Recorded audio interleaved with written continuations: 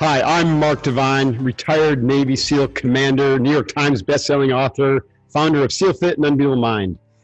And I help leaders and teams unlock their massive potential so they can align with a bigger purpose and mission and go out and kick ass and take names.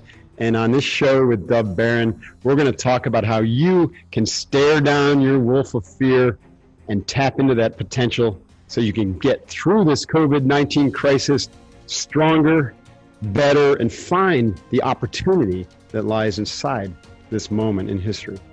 Can't wait to talk to you. Hoo-yah. Congratulations! You are tuned into Dov Baron's Leadership and Loyalty Show, the #1 podcast for Fortune 500 executives and those who are dedicated to creating a quantum leap in leadership. Your host, Dov Baron, is the founder of FullMontyLeadership.com. He's an executive mentor to leaders like you, a contributing writer for Entrepreneur Magazine, CEO World, and he's been featured on CNN, Fox, CBS, and many other notable sites. Dov Baron is an international business speaker who was named by Inc. magazine as one of the top 100 leadership speakers to hire. Now, over to Dov Baron.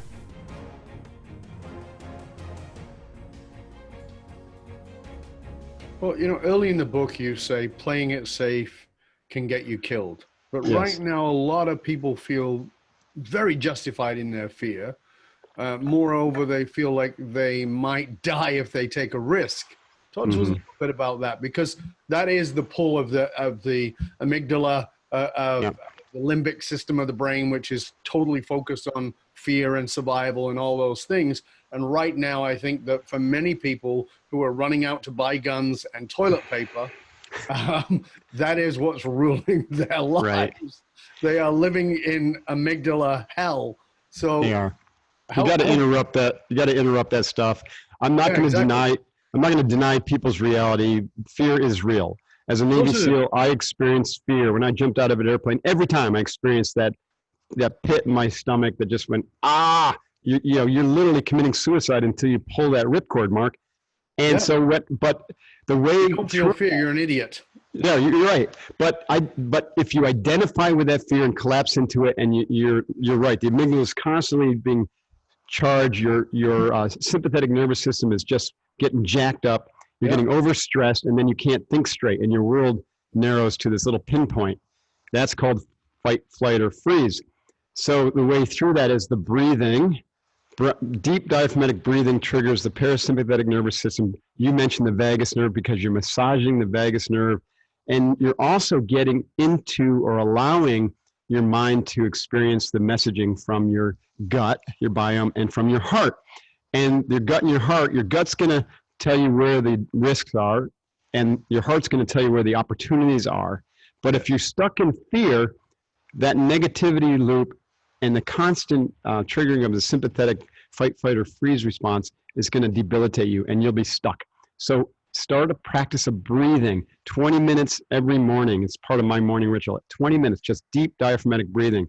And visualize, what does this look like when I get through it? Who am I? What am I going to do about this to come through this stronger? Why am I even on this planet? How can I use this moment as an opportunity to get more aligned, more strong, and to come out of this better?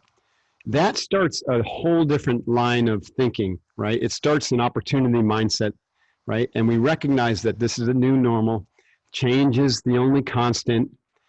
And, the 3 acronyms I use in the book for fear, one is that false expectations that appear real, false evidence that appears real, and failures expected. Are you ready?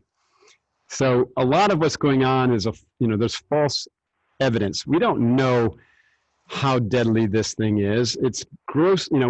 When I hear the governor of California saying that half the state could be infected and millions could die, I'm like, really? Okay, so China's got 3 times the population of the United States, and they had 100,000 infections. So they say. They might be hiding the truth, and a few thousand people who were elderly and infirmed, God bless them, passed away. And a few others who were just maybe had respiratory challenges. So how could it be that China has a few thousand people who are unfortunate, but America's going to have millions? Like, really? It doesn't pass my smell test. Mm-hmm. And so, I also know politicians don't let any good crisis go to waste. And so we shut down the country. Like, what's the benefit to shutting down the country? I guess it's going to slow the curve, and I understand all that. But I look at that and say, okay, I can't do anything about it, right? I can't control what's happening out there, but what I can control is what's happening in here. And I see that the effect this is going to have on the economy ain't good. So, more online business, more virtual coaching, all the things that you do and that we do, where I'm well positioned. So anyone who's listening, is thinking, yeah, I got to go there. Well, do something about it today. Yeah. Doubt is eliminated through action. What can you do today? Now, we have a coach certification program at Unbeatable Mind. We just got 400 signups yesterday of people interested in the program. For us, that's huge because we only have 250 certified coaches. Our goal is to have 5,000 certified coaches in the next few years because we see that as an unbelievable business to be in. Executive coaching, leadership coaching, mentoring, life coaching, because it can all be done through Zoom. You don't have to get in an airplane, right? You can run an event here and there, but it can all be done through conversations just like you and I are having. Yeah. So things like that. How can you think about the future? What's technology going to allow you to do differently? At any rate, somebody said to me yesterday, this situation has forced us into the future. Mm-hmm. And what he meant by that, and we talked about it, was that this situation has, we all known about Zoom, and we've all known about Zoom conferencing, and we've all known about online medical assessments and all those kinds of things. But no. Well, now you don't have a choice. Right. Now you're going to have to do it.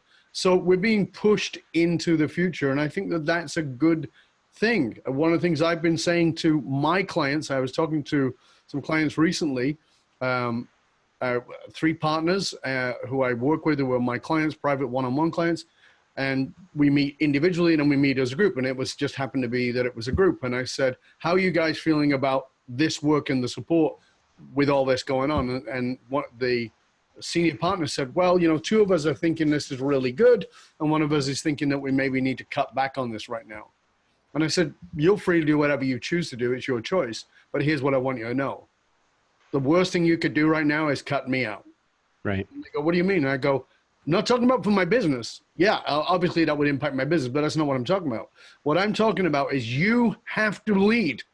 Right. And if you're going to lead, you can't afford to be in your limbic system. You need to have your heart open. You need to have your mind open. You need to have your gut open. You need to communicate with your people. And I have the communication skills to do that with you. And I have the objectivity that you can't have because you're in it. Right. I can see the water. You're the fish. I can see the water. You can't. You need to be supported. And I'm calling all leaders, reach out, get support right now so that you can truly be there as a leader for the people that you lead.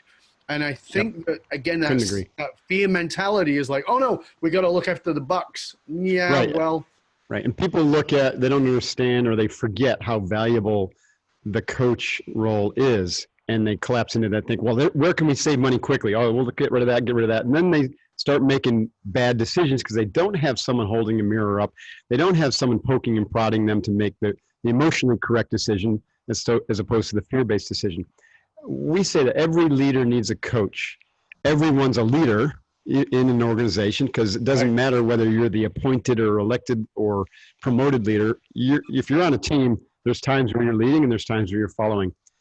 But there's certain cases where if you are the organizational leader or the entrepreneur, it can be a lonely job.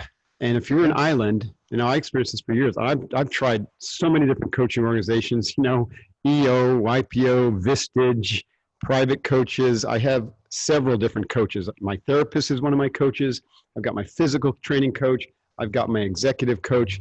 Every leader needs a coach to help them stay focused, make good decisions, and to grow. Because, we have to be committed, fiercely committed to our growth every day. So I want to pause you for a minute because I want everybody to get what you just said. So I hope you heard this. This is the SEAL guy. This is the tough guy. This is all the stuff you've got in your head about what SEALs are, telling you about a list of coaches that he has, including a therapist. Notice none of that was said with any shame. All of that was said with pride of understanding that every leader needs people to support them. They need people who can coach them, who will hold their feet to the fire, who will hold the mirror up, who will call them out on being better. And I really want you to hear that from Mark Divine, who is this superstar SEAL guy who you've got probably in your brain as being tough and, you know, nothing gets to me and I'm not going to reveal any emotion. No, it's not about that. It's about emotional intelligence. Yes, but that's pretty minor. It's about emotional maturity. Emotional maturity is different than emotional intelligence. Emotional intelligence comes out of emotional maturity. Otherwise, it's just a theory. Emotional maturity is the willingness to say, this is my shit and I need to deal with it. And I don't have the ability because I'm not objective. No one is objective in their subjective reality. And I'm sorry to interrupt you, Mark, but I love that. It's an important point that everybody's got to get right now. That's right. We have a concept in our Unbeatable Mind training. We call it boo, like a ghost, you know, boo. It stands for background of obviousness. And I got that from a book called Computers and Cognition, which was all about how AI could potentially work. And the author, I forget his name, starts with an F. Maybe somebody knows who's listening. The author was talking about subconscious, like how would you program subconscious in AI, right? And for the human being, the subconscious is hidden. And you just said that we're inside the bottle, we can't read the label. It's hidden from ourselves. That's why the therapy profession or psychology profession calls it shadow. It's your emotional shadow. But it's obvious to other people because they experience that version of you, right? You don't experience it, they do. You show up at a meeting and you think you're Mr. Perfect, and what they experience is aggression or passive aggressiveness or passivity or anger or anxiety. I had this for a long time before I did EMDR with my therapist because my dad was very violent and abusive. And so I grew up with like this intensity. It served me really well in the SEALs, but it did not serve me well in the office where I would show up and think I'm being totally normal and given directions, but I'm like super intense and I'm exuding all this energy that everyone picked up as anger or anxiety or, you know, just like, aggro. And so I had to work on that because it was really baked into my nervous system. It was part of my background of obviousness. I couldn't see it, but everyone else felt it and experienced it. So that's what I mean by staring down the wolf is basically ferreting out the emotional issues that we have. That's the subconscious reactive conditioning. A lot of it from early childhood. I don't care who you are listening to this. Everyone's got early childhood trauma. Everybody at some level. Everybody. And if you're listening saying, well, I had a great childhood, fantastic. Congratulations. I'm really happy for you. Yeah. Still got shit to deal with from your childhood. Still got shit childhood. to deal with, right. And then you have the biases that come from culture, language, family of origin, other stuff. And so these biases, reactionary condition, or emotional shadow, that's the stuff. That's the real grist for our growth as leaders. Yep. And if we're not aware of it, then we have to become made aware of it. And that's where the therapist or the coach can help you say, hey, listen, Mark, this is the pattern. Now, mindfulness training can also help you become aware of those patterns. Sure. And the two of them combined are the magic secret sauce, right? Because you have this kind of external feedback loop, also assessments. When I did my first 360 assessment, man, it was like getting hit by a bus. I was like, holy shit, this is how people see me? Really? Who is this person? And it was me. And so it's a huge, huge opportunity for me to uncover some of that background of obviousness that was getting the team stuck. Yeah, so emotional, in the SEALs, you said something really important. You have to learn emotional control, but if that's your only tool, then you're going to stuff all the emotions, and then it's going to leak out in bad ways. Yep. So emotional control is important for the board meetings, important for the all hands meetings, and is important for a Navy SEAL on a mission. You got to control the fear. You got to transmute that energy into mission focus and determination for the win. But then you've got to basically take a look and pull out and objectify those subconscious patterns that are, causing disruptions in yourself and in your team, and objectify it, disidentify with it, and then trace it back to its source, and bleed off the energy that caused it to begin with, and change the story around that stuff. It's vitally important. Agreed. So let's take a little moment here. I think that the understanding of, you know, this whole idea of being a leader is armor is so outdated and so foolish. And I'm really glad to hear it from somebody who is maybe the personification, you know, a SEAL is the personification of what we have believed is the shove it down, don't feel anything. And it's not true. And I'm so happy to hear you talking about these important issues of revealing to yourself those feelings that need to be processed, that need to be gone through, because everybody's got them. I mean, my background is in psychology and that shadow work, and I do the hero's journey work with my clients and help them to understand that that is where you go. And I just love the Jungian and Campbell story, which is the treasure you crave, the treasure you desire, that is held in the cave you fear to step into. It's in Star Wars when Luke goes into the cave and he battles Vader, pulls the helmet off, and he discovers himself, because it is our own shadow that we are battling, that we've repressed, that we deny in our attempts to be good, whatever the heck that means in the world. And so we shove it down, and we've made certain feelings bad and certain feelings good, as opposed to all feelings being what they are, feelings that need to be processed and dealt with emotional maturity, including saying, I'm really pissed off right now. Let me explore that. I'm really terrified right now. Let me explore that, not shove it down and go, okay, let's go do this. No. I'm seeing that right now. I'm seeing a lot of people going, well, yes, I'm afraid, but I'm not going to deal with that. I'm going to get on with this.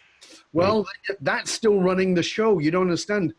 That's still running the show. You've actually got to process that right now so that you can actually think clearly.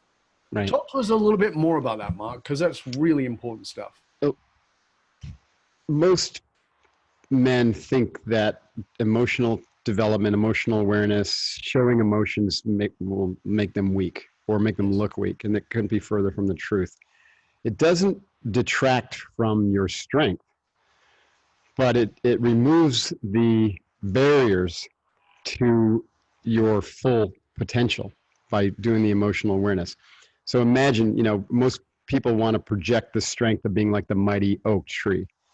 But when the tsunami comes, guess what's the first tree to get blown over and swept down, you know, the water? It's the oak. But the little reed, you know, she just bends over and lays down, and when the tsunami goes away, she pops back up. So you need to be able to project the power of the oak, but have the flexibility of the reed. And that's where the emotional work comes in, because that's the soft part. So, you know, the hand can be turned into a fist, or it can be an open palm to you know, lend some support to someone, some emotional support, tap on the shoulder, good job, or a hand on your own heart and say, I feel your pain. Yeah. Or it can be a fist, right? And just to punch someone in the face. So, you know, there might be a time where it's appropriate to punch someone in the face. But there might also be an opportunity to put your hand in your heart and be like, you know what, I feel like punching you in the face, but let's talk this through. Maybe there's a better way. So emotional development for leaders doesn't make you weak, and it doesn't project weakness. It makes you authentic. It makes you real. And the more real that you become, and the more mask that you take off and you can carry the mask by your side. This is kind of what I do, Dove. I'll carry my mask. And I'll say to my team, listen, I'm going to put on my Navy SEAL mask right now, because we got some serious shit to work through. But just know that it's my Navy SEAL mask. Don't be afraid. And I play that role. I tell people, you know, during my SEALFIT Kokoro camp, when I am the coach, when I'm in front of people, I am Commander Mark Divine. Yes. And, you know, there's videos of me. People are scared to death of me, right? But it's just a role. It's just a mask. You know, and when I take it off, you know, and go over and give them a hug and say, hey, good job, man, you're crushing it. They're like, wow, this is really unusual. I'm not used to seeing the hard and the soft in the same moment in the same individual. That's authenticity, right? Yes. That's what I mean by you can project the power of the oak, but have the flexibility of the reed. It makes you stronger. Yes. right? Think about the Eastern, and we started this discussion about martial arts, the Eastern concept of the yin and the yang. Yin and yang. Yeah. Yeah, it is the yin that makes the yang stronger. It's the yang that makes the yin, gives it support and structure. And the master, right? So two themes that we have in our Unbeatable Mind training is to master yourself daily so that you can serve others powerfully.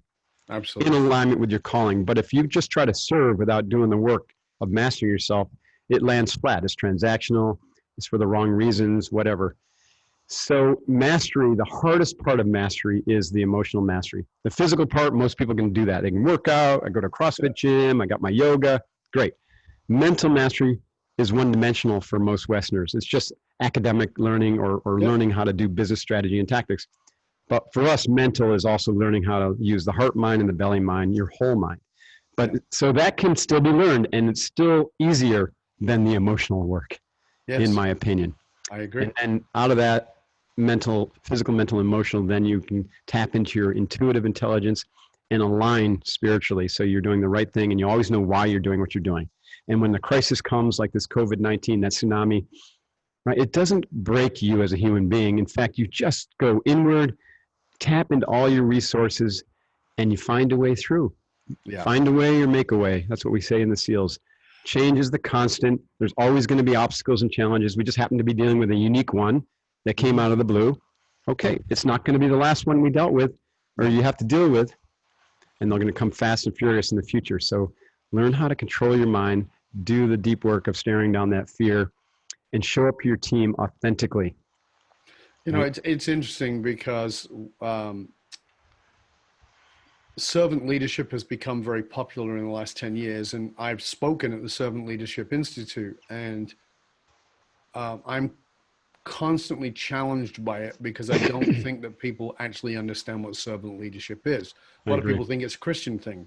And yes, a lot of Christians take it on, but it's not a Christian thing. It's not a Buddhist thing. It's not a Muslim thing. It's not anything. It's serving. But my question always to people when they're in it is, where are you serving from? Not who are you serving? Where are you serving from? And they go, well, what do you mean?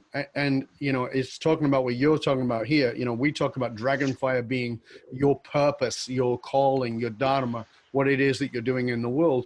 And what we say is this: through the emotional mastery, through the emotional high levels of awareness that gives us a way to connect to that and use it in a very powerful way, it's what we call diamond philosophy. And diamond philosophy is that there is, in the world you are grown up in, you were trained to polish a single facet and share that with the world, and everybody applauds you. Oh, aren't you a wonderful business person? Aren't you a wonderful academic? Aren't you a wonderful mother? Whatever it might be. But no diamond has a single facet. There are multiple facets, and some of them you've got covered up because you don't like them. You don't like those facets, and those are your shadow self. And you need to pull the crap off all the facets, because each facet has its purpose. I learned how to fight. I learned how to be a boxer and be a martial artist. I'm not fighting anybody. But if you come at me, you will go, oh, I shouldn't screw with this guy. It's just a vibe that I can put out. Now you can say it's a mess, but it's actually there. It's part of me. I understand it. It's a facet. I don't need it with my wife. I don't need it with my kids. I don't need it with my grandkids. I don't need it with the people I love. I don't need it with anybody unless I'm being directly threatened. Right. I also don't need a transactional self unless I need a transactional self.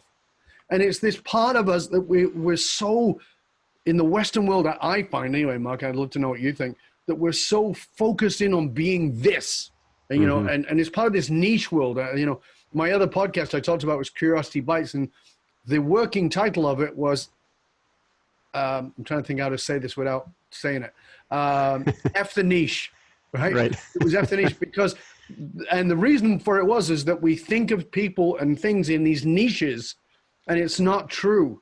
We're much more than that. Like people say to me, oh, you know, I really expected you to be really tough and hard. And I'm so surprised that you're such a hugger and you're so affectionate and you're so loving and you talk about soul and all. I just didn't expect that from you. And they see my wife, her name is Renuka. It means Mother Earth. She looks like the most nurturing person on the planet. And she's way tougher than I am. Right? So, it's this elements of getting out of this narrow perspective of ourselves, and the emotional maturity is in saying, hold on, I'm all of that as it's needed. There are tools in my toolbox. Not everything's a freaking nail. Therefore, I don't always have to be a hammer. Right. 100% well said. I agree with you, Dove.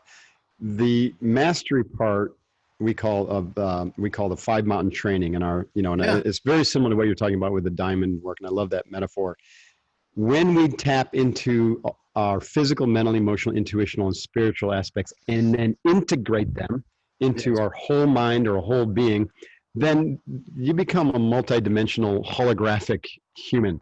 And you can bring, it's like light shining through your diamond metaphor. And I love the Buddhist idea that the diamond light of your soul resides in your heart. Yes. You can think of that as a hologram. If you want to project the warrior strength of the fighter because you're being threatened, man, it comes out, and it comes out with violence of action to protect your loved ones, to protect, humanity, things that you take a stand for. Yeah. And simultaneously, you can project another aspect of that being through that diamond light of the heart, which is the caring mother. Even a man can project that energy, right? Absolutely. And that's so. When we develop ourselves this way, we become whole again. It's almost like the idea of integration. People think, well, I've got to basically develop and bring things that I don't have into my being. The reality is, you have it all. You just have to find it again. You have to reintegrate and bring it together. And one of my practices is Tibetan meditation from the Zodiac tradition. And the whole thought there is that essentially we work to eradicate the negative conditioning, negative qualities that we have. That's similar to us saying shadow, biases, these different aspects that are one-dimensional. We work to eradicate the negative so that our natural positive qualities, and the Tibetans say that we have 82 of them. That's a lot of positive qualities, can flourish. Yeah. Right? It's not like we have to develop the positive qualities. We have them inside of us. Yes. Right? We just have to get rid of the negative. We have to starve the fear to allow the courage to come forth, the positive qualities. And then we become whole. When you become whole and integrated, everything gets easy. This one of the Japanese terms that I was really inspired about earlier, because I was in the Japanese martial arts, was shibumi. Shibumi means effortless perfection. I watched Mr. Nakamura express or embody shibumi. Right? In 1 minute, he was just this intense martial arts master who could literally, I watched him break 5 blocks of ice standing on top of each other with his forehead at Madison Square Garden. 1 minute, he's just this intense 10th degree black belt directing a whole school full of black belts, all the way up to 6th degree. And the next minute, he is cracking up and laughing like a schoolgirl, right? Literally in almost the same time period, right? He goes from this to this, and you're like, how is this true? And he's just embodying that idea of mastery where you're strong when you need to be strong, you're soft when you need to be soft, and nobody thinks it's a game. They just feel pure authenticity and love coming from them, so that you don't want to let the guy down ever, right? Talk about respect built on trust, built on courage, right? And so that was such a great model for me. And then I saw leaders in the SEALs who exemplify similar traits because they had done a lifetime of work, on their physical, mental, emotional, and spiritual beings. So they showed up really different than the average person who was just getting by or just doing it as a job or climbing the career ladder. But that has to be the new normal, I think, Dove. I think the world is crying out for all leaders to be to live the way that we're talking here, right? Head, heart, and hara. Hara is the warrior term for belly, all connected and integrated so your positive qualities can flourish. And you could be a really authentic, kind leader that brings out the best in your team. And then the organization begins to express that culturally and through their client contacts and through the way they treat the earth. And if we could get all leaders to think this way, it's the leaders that are going to solve the intractable problems of the world in the corporate boardrooms in our entrepreneurial offices. It's not going to be any elected officials or the United Nations or, the bureaucratic institutions are stuck in the old mindset. They're stuck in fear. They're spinning in fear. And the media as well, spinning in fear. Yep. They're making the problem worse. So it's up to us, all of us listening, to step into our courage and step into our heart, and to be able to lead with heart and mind merged in action, so that we can make the world a better place. Because who else is going to do it for us? Nobody. Yeah, we got to do it ourselves. And I think that, the problem with the way that we've been trained to think is somebody's going to come and rescue us. That's right. There is We've no outsourced our brains, to there is somebody no else. SEAL Team 6 coming for your life. Nope. Right? You have to be SEAL Team 6 for your life. You have to do that. You have to step into that. And I will say this. I said this on a show I did yesterday. I know you're shitting yourself. I am too. I'm not going to live there. I can see what it is. You can see what it is. Mm-hmm. And one of the exercises we teach, and I recognize this and want to encourage people to do this, is look at the worst case scenario. That's right. Look at what it is. Look at what the worst case scenario is. And then ask yourself one simple question. What's the best case scenario that comes out of the worst case scenario? Right. And by that, you go, okay, I can live with that. Right. Right. So, when I fell off the mountain, that was the worst case scenario. God, my life was put to a stop, and I was incapacitated in every possible way, and on the brink of death. Now, there was no best case scenario at that time, but now I can see that it was the best thing that ever happened to me. I just couldn't see it at the time. So move into what is the best case scenario of the worst case scenario right now. So the worst case scenario might be that you end up losing your business. But as Mark was saying earlier, what if you're not in the right business? Mm-hmm.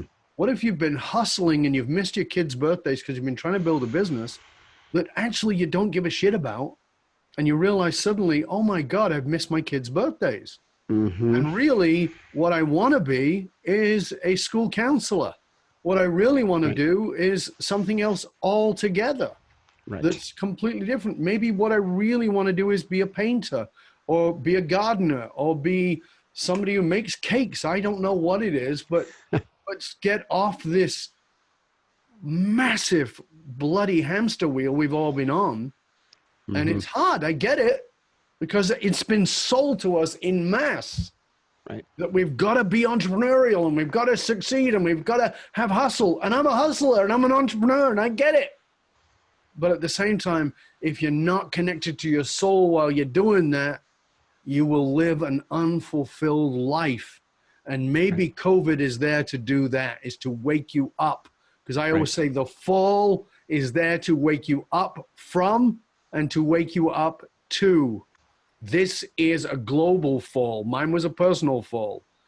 This is a global fall. We all have to wake up from and to. And Agreed. I love what you're saying. I love the message of this book. And I really encourage you to go out and get it. Mark, as we move a little bit towards the end of the show here, one of the things I just want to jump in on is, what would be something that you would really want people to take away from this that's practical, that you can go away? I mean, they could certainly do the box breathing, and I highly recommend that. I do it myself. What's something that you would really want them to go in and put into action that's really laid out? Because I want them to go get this book, because it is fantastic. And there's some amazing stories in here as well that we didn't get. I mean, like I said to you when we started, I know that we got 3 hours of material here, but we'll pause it at this point. What's the practical point that you want everybody to get? Well, to keep it in this theme of, we have an opportunity. COVID is a big global smackdown, and it's an opportunity for us individually and our organizations and our teams, as well as culture, to pause, breathe, think about what's the worst case scenario, like you said, and what's the best that can come out of this, and then to do something different, right? So how do we do something different? Well, these skills of breath and mindfulness and visualization, the skills that I talk about in that book and in my other books, The Way of the SEAL and The Unbeatable Mind, are the new frontier for leaders to develop. The best way to do that is to carve out some time every morning to add these to your morning routine. I've seen hundreds of different routines, and some are good and some are not good, but rarely do they include the deep introspective work that I'm talking about, that we're talking about. It might be like, I do my Headspace app for 5 minutes, right? Okay, that's useful for some stress management. It has a few Sure. physical benefits. But what we're talking about is learning how to curate the quality of your whole mind, Yes. both the rational mind. So that means you got to change the direction of your thinking from negative to positive. You've got to interrupt anything, any distractions, and stay radically focused on the most important target right here, right now, that's going to move you forward to mission success through this crisis. Yes, we want to do that. But we also need to tap into that heart mind and the belly mind that we talked about. So a morning practice, 20 minutes is all you need. The first 5 minutes, just box breathe. Inhale through the nose, full lungs, hold your breath. It could be 4 count, it could be 5 count. If the exhale hold is too much for you, drop it to 2 count. It doesn't have to be a perfectly sided box, a square. That 5 minutes will transform your life in and of itself, because you'll be bleeding off stress. You'll be getting into parasympathesis, rest and digest, calming down. That gives you the ability to pause and to interrupt that amygdala, that fear base. Then the next 5 minutes, you still do the box breathing, but this is where it turns into Zen boot camp. You just radically focus with all of your might on nothing but that box pattern. You can visualize the box, you can visualize the count, you can say the count to yourself. Whatever it is, you're doing nothing with your brain except for concentrating on that box pattern. Learning to concentrate is the most important skill beyond breathing to get into the deeper stages of meditation. People who try to meditate fail because their mind is skipping all over the place because they can't concentrate. So first, we learn to concentrate, built on top of the de-stressing from the box. Now we're 10 minutes into this practice. The next 5 minutes, or 10 minutes even, to round out the 20, we're going to go into mindfulness, mindful awareness, I call it, where you release the grip on watching the box pattern, but continue to breathe in that pattern, but just allow content to reappear in your mind. But watch it closely from the perspective of the watcher, we call it the witness, and not merged with the thought. So you literally, this practice has you create like a metacognitive partition in your mind, so that one aspect of your mind is watching the thoughts, the other aspect is the thought itself. This helps you disidentify with the rampant number of thoughts we have, and to begin to look at which thoughts are helping me and which thoughts are hurting me. That awareness then gives you the grist to do the deeper emotional work of staring down the wolf, which is a separate type of training. So those three, I call this the Unbeatable Mind Continuum. Box breathing for the arousal control, concentration training to give you the attentional control so you can focus on the right things during the day and radically focus to do the deep work, one task at a time. Then mindful awareness, which allows you to develop that metacognitive witnessing and to not get bound up in your story, not to think that this, disidentify from the story. So you're not wrapped up in it. You're not that story, right? You're not the person who's the victim of COVID. You are someone much more profound, much more capable of navigating this with grace, because you're human. That's what humans do in your fullest, potential, when you've eradicated that negative stuff. And then the final part of this is to visualize who you are in the future as your fully evolved whole person self, in alignment, 100% alignment with your dharma, your calling, serving the world powerfully. What does that look like? And the picture that will come up, just like when I was on my Zen bench, the picture that came up was a warrior, not a CPA. Picture that comes up might actually be really different than what it is you're doing right now. And that gives you great confidence that and also motivation to move in that direction as fast as possible. I call that your future me visualization. Who is it really that wants to come out from your heart and live this life when you're not in fear, when you haven't collapsed into identification with your roles and your brilliance and your degrees, right?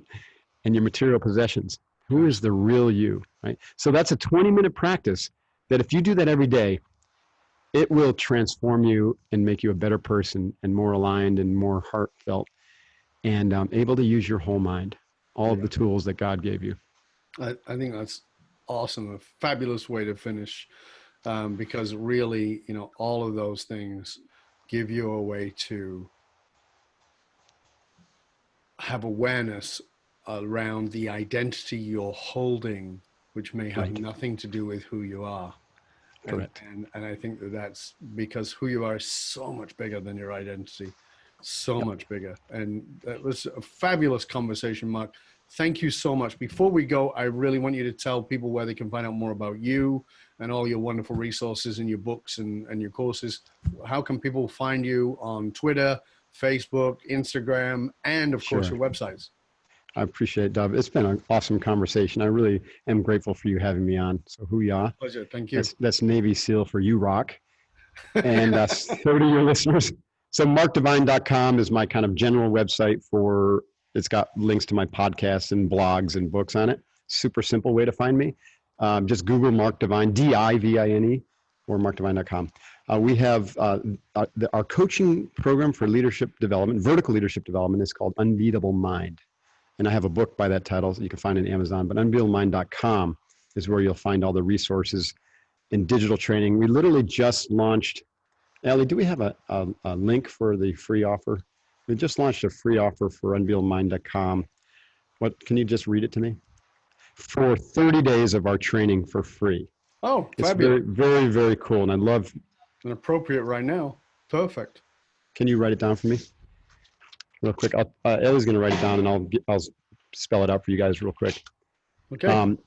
So that's Unbeatable Mind. Now, if any listeners want to, when we get back on track with our SEALFIT events, SEALFIT.com has some really inspiring training for the physical, hardy souls out there. Tons of professionals and entrepreneurs have done that. Side-by-side training with Navy SEAL candidates. We've got an event coming up in July and another in September, assuming we get back on track, which we think we will.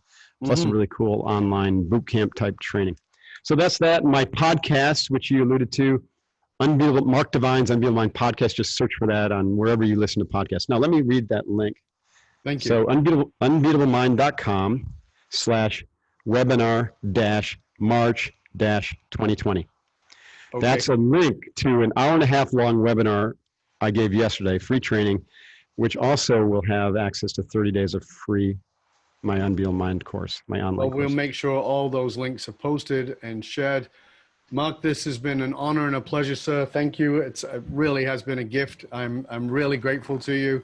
I hope you'll stay with us to the end. And for you to listen, you've heard me say this a million times. Information is worth the hole in the donut. Transformation comes from application. Please go back, listen to this show again, take out a pen and paper. It works better by hand. It's not just old school. It actually works with your brain better for you to take notes and actions on what it is you learn today. And I want you to write to me. I want you to write to Mark. I want you to tell us what you got out of this show. So I want you to rate, review, and subscribe to the show, but I want you to tell us what you got out of it and what you're going to do with it. And please share it with other people. There's so much value here. Mark has dropped truth bombs galore. I mean, he's carpet bombed us with wisdom. And you really need to get this stuff. And you can hang out with other conscious leaders and chat about this episode or any of our past episodes inside of our Facebook and LinkedIn groups. Just look for the Leadership and Loyalty podcast. It doesn't matter how successful you are. If your employees and your customers don't understand what gives your company meaning, you're only working at a fraction of your capability. To find out how you can hire me, Dov Baron, as a speaker or a leadership strategist for yourself or your organization, go to Dov, D-O-V, Baron, BARON.com, because unified meaning, or as we call it, finding your dragonfire, is the one single monolithic difference between mediocrity and greatness for all individuals and companies. I want to thank you for sharing the show with everybody you know. Till next time, stay curious, my friend. Stay curious about which wolf you're feeding. I'm Dov Baron, and I'm here to assist you tapping into your dragonfire to reach that next level of clarity, focus, purpose, and profit in your business, your life, and your leadership impact. And I am out.